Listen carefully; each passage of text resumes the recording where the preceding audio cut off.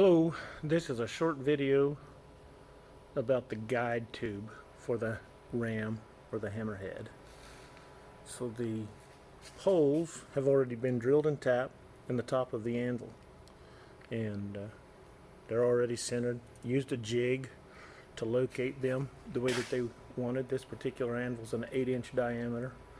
You can use different diameter anvils, and this jig positions the ram perfectly above in alignment, and we've also aligned it so that it is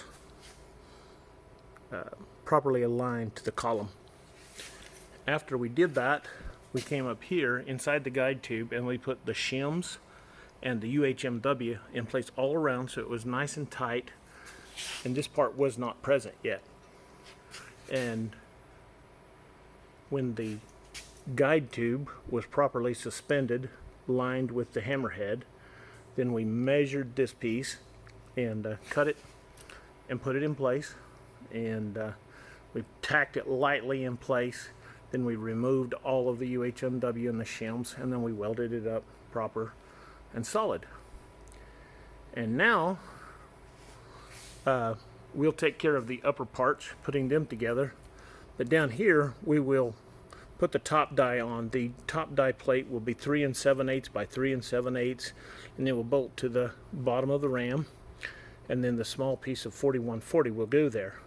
The placement of that 4140 on that top die plate is purely geometric. We will tack that in place, preheat it, weld it, temper it, all that. Everything will be good. The bottom die is different. We will bolt the die plate. We will bolt the bottom die plate, which is 4-inch by 4-inch. We will bolt it in place, and then we will roughly lay the 4140 in place, and then we will gently slide the ram down with the UHMW and the shims already in place, and we will guide the ram down until the 4140 is perfectly aligned. And when we have it perfectly aligned, we will tack weld the 4140 to that die plate, and then we will gently remove it, take it out, preheat it, weld it properly. Now that bottom die is perfectly mated to the top die.